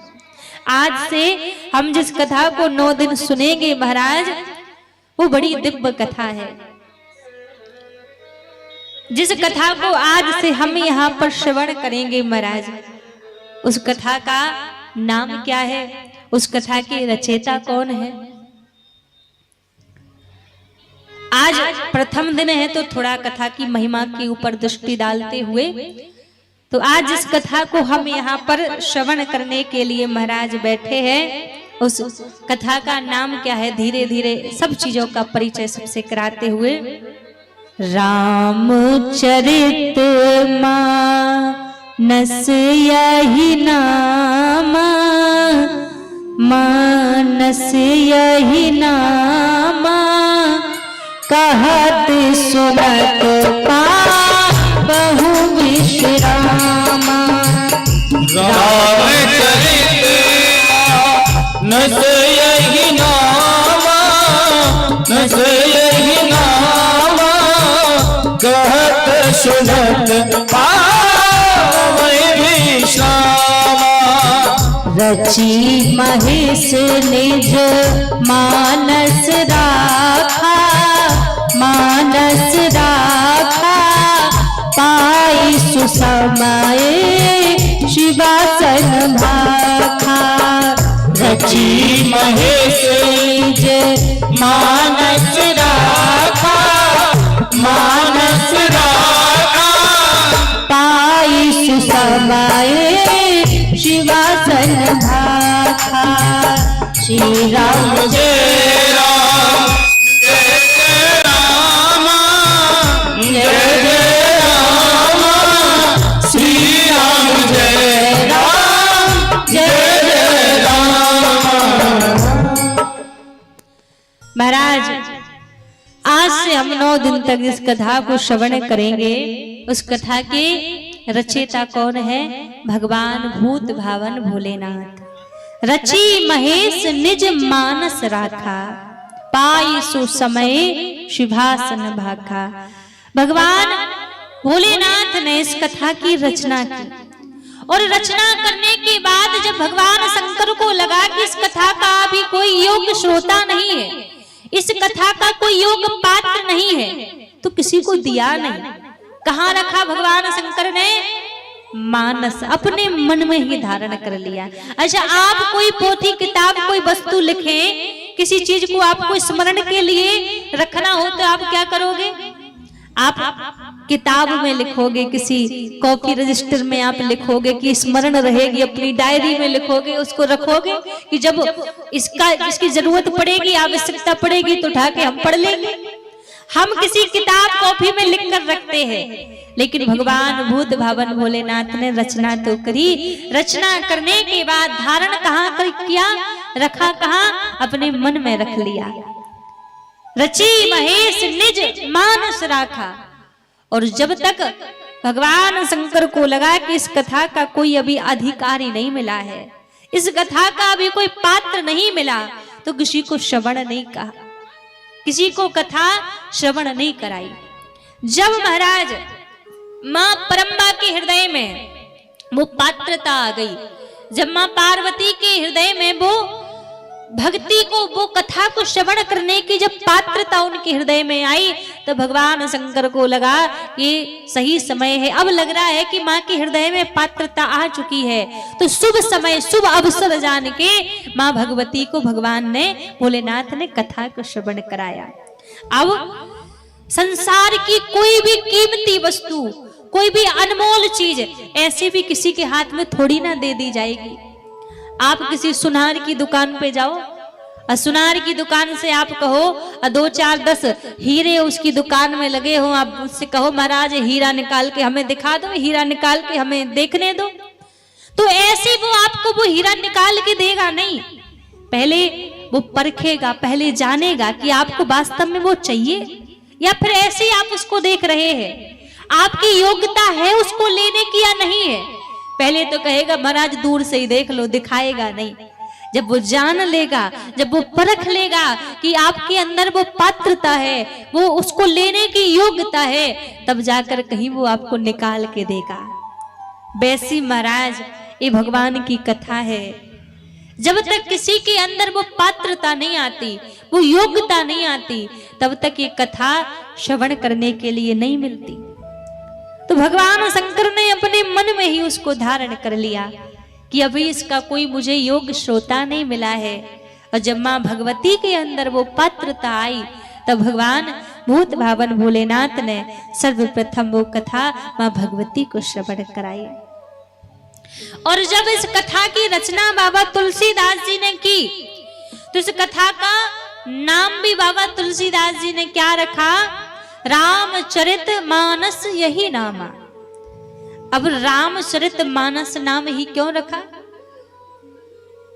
रामायण सत कोटि अपारा, करोड़ों रामायण है, लेकिन सबने अपने ग्रंथ का, अपने लेखनी का नाम रामायण ही दिया है। जिसके मन में जो भाव आया, जिस तरीके से लिखा, वो रामायण का नाम दे दिया। पर बाबा तुलसीदास जी ने ही फिर रामायण नाम क्यों नहीं रखा? रामचरित मानस नाम क्यों रखा? देखो, रामायण शब्द का अर्थ संस्कृत में मंदिर होता है। रामायण जो शब्द है संस्कृत में, इस शब्द का अर्थ मंदिर होता है। अब ध्यान देना, मंदिर में जाने के कितने नियम होते हैं। आपको यदि मंदिर में भगवान के दर्शन करने के लिए जाना है, तो सारे नियम का आपको पहले पालन करना पड़ेगा। आप अशुद्ध अवस्था में मंदिर नहीं जा सकते। आपको मंदिर जाना है तो पहले तन को शुद्ध करना पड़ेगा, शुद्ध वस्त्र पहनने पड़ेंगे, अपने मन को भी शुद्ध करना पड़ेगा। जब आप पूरी तरह से खुद को शुद्ध पवित्र कर लोगे, स्नान कर लोगे, तब जाके कहीं मंदिर में आपको प्रवेश मिलेगा। मंदिर का नियम है, मंदिर की मर्यादा है। बिना स्नान किए, बिना शुद्धता के आप मंदिर में नहीं जा सकते। तो मंदिर में तो नियम से जाना पड़ेगा। और रामायण का अर्थ होता है मंदिर। अब जो तुलसीदास जी ने अपनी लेखनी को जो नाम दिया श्री रामचरित मानस। अब मानस का अर्थ क्या होता है? मानस का अर्थ होता है सरोवर। अब महाराज सरोवर में तो कोई नियम नहीं होता कि सरोवर में भी नियम होता है कि नहीं पहले घर से स्नान करके आओ तब जाके सरोवर में स्नान करोगे ना। सरोवर में तो भले ही आपने 4 दिन से स्नान ना किया हो, 10 दिन से स्नान ना किया हो, कितने ही आप पवित्र हो रखे हो, आप आकर सरोवर में डुबकी लगाओ, पवित्र हो जाओगे। सरोवर में स्नान करो, पवित्र जाना आप जा सकते हैं। इसीलिए तुलसीदास जी ने अपनी लेखनी को नाम दिया रामचरित मानस। चरित मानस जो राम जी के चरित्र रूपी जो मानस है, राम जी के चरित्र रूपी जो सरोवर है, पहले उसमें स्नान कर लो, अपने मन को पावन कर लो, अपने मन को पवित्र कर लो, फिर आप किसी भी रामायण का ज्ञान ले लो, आप किसी भी वेदों का ज्ञान ले लो, किसी भी पुराणों का आप ज्ञान ले लो, कोई आपको रोकने वाला नहीं है। और एक बात कहें, जो रघुनाथ जी को ना समझ सका, जो राम जी को नहीं जान सका, वो किसी ग्रंथ को नहीं जान सकता है, वो किसी शास्त्र को नहीं जान सकता, वो किसी पुराणों को नहीं जान सकता। जिसने रामचरित मानस को नहीं जाना, जिसने रघुनाथ जी को नहीं जाना। तो भगवान की कथा कैसी है महाराज? कहा कहत सुनत पावहु विश्रामा। जो रघुनाथ जी की कथा की शरण में आता है, जो प्रभु की कथा को श्रवण करता है, उसको जीवन में विश्राम मिल जाता है। और एक बात आप बताओ, जीवन भर व्यक्ति किस चीज के पीछे भाग रहा है? आज आप संसार में कोई भी काम कर रहे हैं, किस चीज के लिए कर रहे हैं? सुख पाने के लिए ही तो कर रहे हैं, मन शांत हो जाए इसीलिए तो कर रहे हैं। आज हम पैसा कमा रहे हैं किस लिए? कि हमें किसी चीज की तकलीफ ना हो, हमारे दुख तकलीफ में पैसा हमारा साथ देवे, हमें सुख मिले। आज बच्चों से हम क्या उम्मीद रख रहे हैं? कि हमारे बच्चे हमें सुख देवे, हमें विश्राम देवे।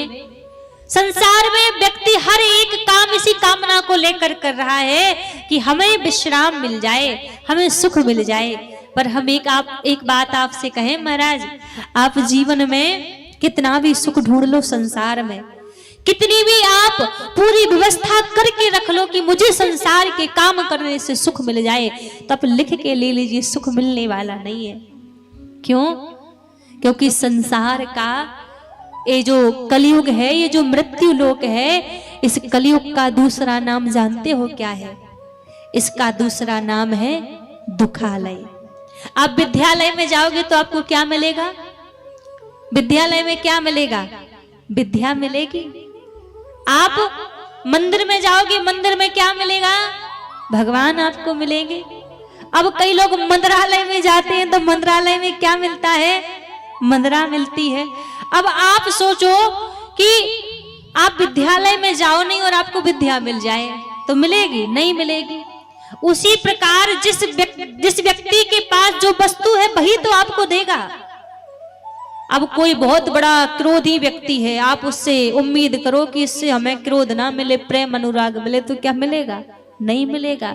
उसी प्रकार आप दुखालय में आए हो और दुखालय में आने के बाद यदि आप सुख की खोज करो तो क्या यहाँ पर आपको सुख मिलेगा? नहीं मिलेगा। यहाँ तो कदम कदम पर दुख ही दुख भरे हुए हैं, संसार में सुख नहीं है। और आप संसार में विश्राम खोजते हो, संसार में आप सुख खोजते हो, तो संसार में आपको महाराज सुख मिलने वाला नहीं है। तो सुख है कहाँ, फिर आनंद है कहाँ? कहा जो आनंद सिंधु सुख राशि, सी करते त्रिलोक सुपासी। जो भगवान आनंद के सागर हैं, जिनके चरणों में परमानंद भरा हुआ है, तो आप संसार में विश्राम खोजोगे तो विश्राम मिलने वाला नहीं है। तो विश्राम मिलेगा कहाँ महाराज? आराम की तलब है तो एक काम कर, आराम चाहिए ना जीवन में, तो एक बात मान लो हमारी, आराम की तलब है तो एक काम कर, क्या? राम की शरण में और राम राम कर। इतने में जीवन में विश्राम मिल जाना है, इतने में जीवन में आनंद मिल जाना है। क्योंकि विश्राम यदि कहीं पर है महाराज, तो विश्राम केवल मात्र प्रभु के चरणार बिंदों में है। सुख कहीं है तो भगवान की भक्ति में है, भगवान के नाम में सुख है। और संसार में कहीं सुख नहीं है, कहीं आनंद नहीं है। और आज कथा का प्रथम दिवस था, पहला दिन था, और आज बड़ी लंबी कलश यात्रा गई थी हमारी। देखो माताएं बीच बीच में से उठ के जा रही है ना। हम समझ रहे हैं क्योंकि हम तो रथ में बैठे थे, फिर भी इतनी गर्मी लग रही थी। आप तो पैदल चल के आए हो, परेशान हो गए हो। अब फिर भी देखो सबकी इच्छा थी कि आज कथा प्रारंभ हो जाए, मंच का उद्घाटन हो जाए। तो हमने कहा जैसी ठाकुर जी की इच्छा आज कथा प्रारंभ हो जाए। तो कल से जो कथा का समय रहेगा वो 7 बजे से 11 बजे तक का कथा का समय है। लेकिन आज सभी थके हुए हैं, हमारी सारी माताएं, और कई माताओं का तो आज व्रत भी होगा। तो आज आइए थोड़ी देर यहाँ भगवान का नाम गा के आज की कथा को यही विश्राम देते हैं। और कल पुनः आनंद से 7 बजे से 11 बजे तक सभी भगवान की कथा का श्रवण करेंगे। और सभी अधिक से अधिक संख्या में पधारें, भगवान की पावन कथा को श्रवण कर अपने मन को पवित्र करें और अपने मन को भगवान के चरणों में लगाएं। तो थोड़ी देर सभी अपने स्थान पर खड़े हो जाएं और सभी मिलकर भगवान का नाम बड़े आनंद से झूमते हुए गाएंगे।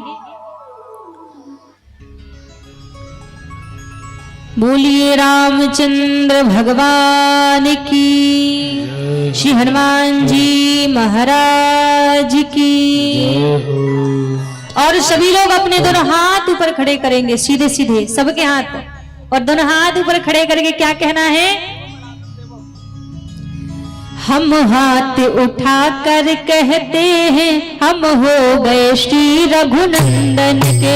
हम हाथ उठा कर कहते हैं हम हो गए श्री रघुनंदन के। हम हाथ उठा कर कहते हैं हम हो गए श्री रघुनंदन के। हम हाथ उठा कर कहते हैं हम हो गए श्री रघुनंदन के। हम हो गए श्री रघुनंदन के। हम हो गए श्री रघुनंदन के। हम हो गए श्री रघुनंदन के।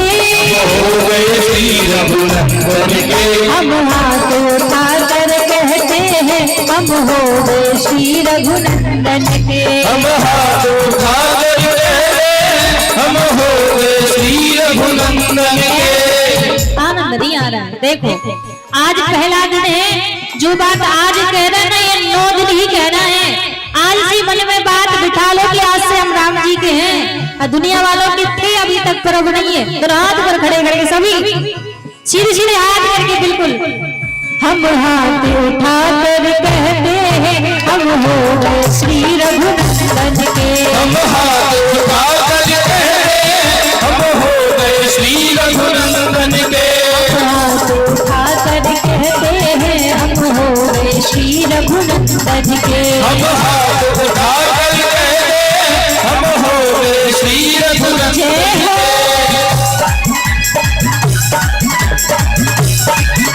राघवेंद्र सरकार की जय हो। रामचंद्र भगवान की जय हो। हरि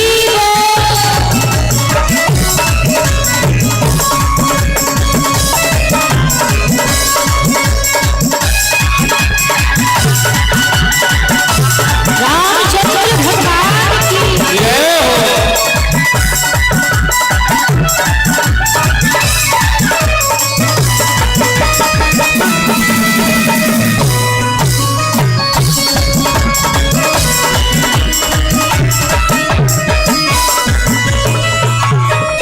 हम आज भी श्री रघुनंदन के। आज भी श्री रघुनंदन के। हम आज भी श्री रघुनंदन के। आज भी श्री रघुनंदन के। हम कल भी श्री रघुनंदन के। कल भी श्री रघुनंदन के। हम कल भी श्री रघुनंदन के। कल भी श्री रघुनंदन के। हम जन्म जन्म से कहते ऐसे नहीं। देखो हम आज भी राम जी के हैं और कल भी राम जी के ही थे। हम बस भूल के बैठे थे अभी तक भूल चुके थे कि हम राम जी के हैं। लेकिन हम 1 या 2 दिन से नहीं जन्म जन्म से प्रभु के हैं। तो कहिए ना दोनों हाथ ऊपर खड़े करके जब उनके हैं तो कहने में कैसा संकोच। दोनों हाथ ऊपर खड़े करके हम जन्म जन्म से कहते हैं हम हो गए श्री रघुनंदन के। हम जन्म जन्म से हम हो गए श्री रघुनंदन के।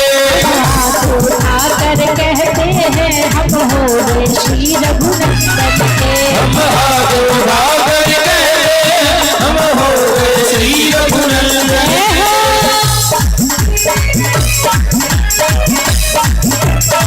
रामलला सरकार की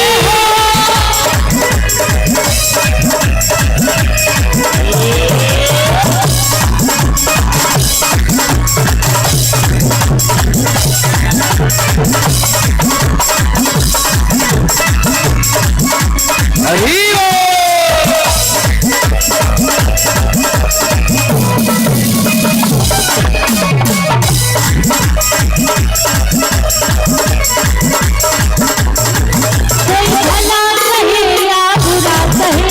भला कहे या बुरा कहे। आज यदि राम जी की बन चुके हो तो आज की बात दुनिया वाले कोई अच्छा भी कहेंगे लोग कई लोग बुरा भी कहेंगे। पर ऐसा ना हो कि अच्छे अच्छे में तो राम जी के हैं और किसी ने ताने दे दिए बुरा कह दिया सब राम जी के नहीं है रास्ता बदल लिया। ये नहीं होना चाहिए।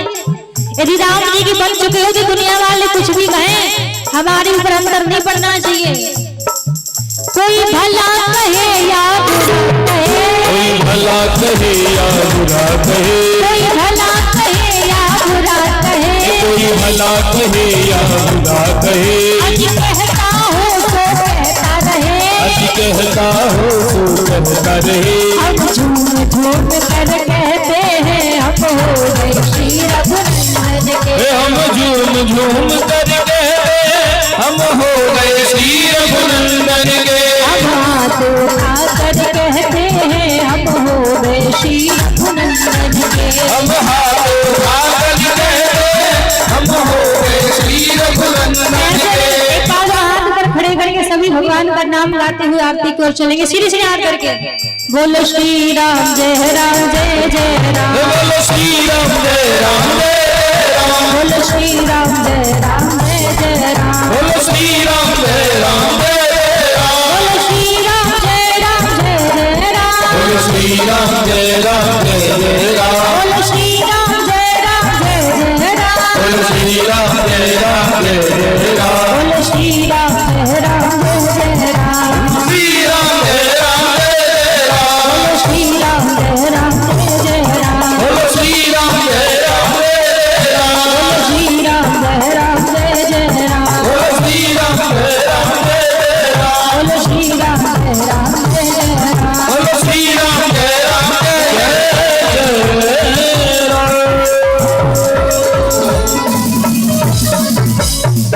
बोलिए रामचंद्र भगवान की जय हो। आइए आरती के लिए मंच पर आ जाएं और आज की आरती कर कथा को विश्राम करें।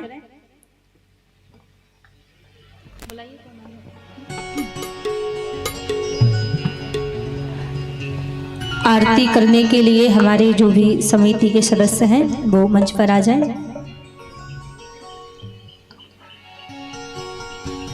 बोली राजा रामचंद्र भगवान की जय। ये 100 रुपए पूनम जी और 100 रुपए सोनी जी बांका भागलपुर से भगवान के चरणों में अर्पण की। एक बार जोरदार ताली हो जाए। बोली भक्त वत्सल भगवान की जय।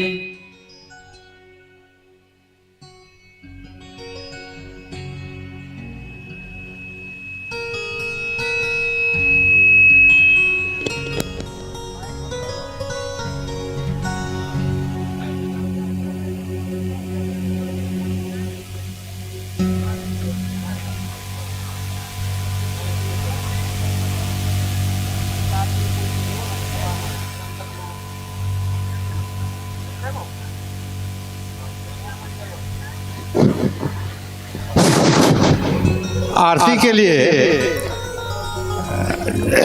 श्री गोपाल प्रसाद सिंह जी, श्री शत्रुघ्न प्रसाद सिंह जी, श्री राम बालक सिंह जी, श्री कृष्ण मोहन सिंह जी, श्री रविंद्र प्रसाद यादव जी, प्रदीप कुमार सिंह जी, प्रमोद कुमार सिंह जी, चंद्रमालेश्वर सिंह जी, करुणाकांत चौधरी जी, राजेंद्र प्रसाद, रविंद्र प्रसाद सिंह जी एवं राजेंद्र प्रसाद शाह जी, जितने लोग हैं कृपया मंच पर आवे, आरती में भाग लें।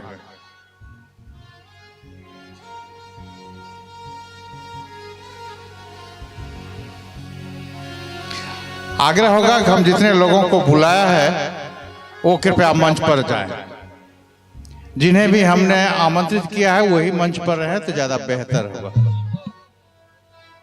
और कल से ध्यान रखना है, ये हमारे मुख्य अतिथियों के लिए गैलरी है, इसमें हम अन्य को बर्दाश्त नहीं करेंगे। मंच की गरिमा बनाना हम लोगों का दायित्व है। और ये 100 रुपए भावेश मंडल जी भगवान प्रभु राम के चरणों में अर्पण किए। बिहारी जी कृपा करें। आइए सभी आरती में सम्मिलित होंगे। हरि ओम चंद्रमा मनसो जाति चक्षुः सूर्यो भजायतः श्रोत्रा द्वादश प्राणिशुः ध्वनिर्न जायतः। हे राजा राम तेरी आरती गाऊं, हे राजा राम तेरी आरती गाऊं, ओ आरती गाऊं प्यारे आपको मनाऊं, आरती गाऊं प्यारे आपको मनाऊं, ओ आपको मनाऊं प्यारे यही गुण गाऊं, आपको मनाऊं प्यारे यही गुण गाऊं। हे राजा राम तेरी आरती उतारूं, हे राजा राम तेरी आरती उतारूं। कनक सिंहासन राजत जोड़ी, कनक सिंहासन राजत जोड़ी, दशरथ नंदन जनक किशोरी, दशरथ नंदन जनक किशोरी। छबीलो सराने हारूं, हे राजा राम तेरी आरती गाऊं, ओ काम भाव शोभित जगदरनी, काम भाव शोभित जगदरनी।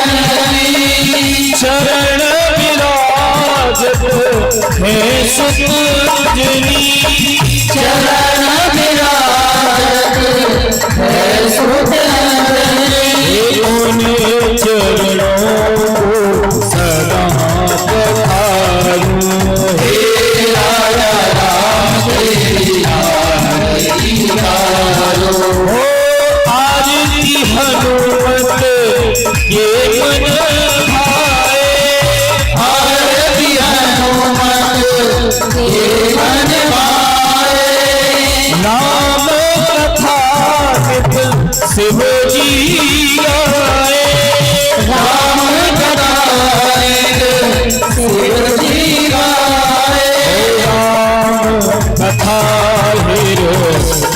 मैं उतारूं हे राजा राम तेरी आरती उतारो हे राजा राम तेरी आरती उतारूं हे राजा राम तेरी आरती उतारो हे प्रभु करुणावतार संसार सार भुजगेंद्रहार सदा वसंत मेरे आलमे भवन भवानी करम नमामि त्वमेव माता पिता त्वमेव बन्धुः सदा त्वमेव वीर्या धनं त्वमेव शरणं मम देव शरणं मम देव त्वमेव सर्वं मम देव।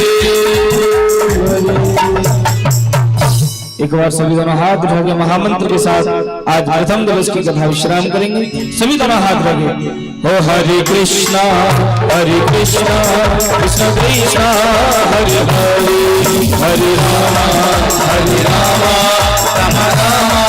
हरे हरे ओ हरे कृष्ण कृष्ण कृष्ण हरे हरे हरे रामा राम राम हरे हरे हरे कृष्ण कृष्ण कृष्ण हरे हरे हरे रामा राम राम हरे हरे कृष्ण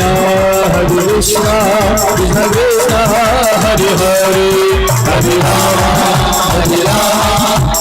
राम हरे हरे ओ हरे कृष्ण कृष्ण कृष्ण हरे हरे हरे राम राम हरे हरे हरे कृष्ण कृष्ण कृष्ण हरे हरे हरे राम हरे हरे कृष्ण कृष्ण कृष्ण कृष्ण हरे हरे हरे राम हरे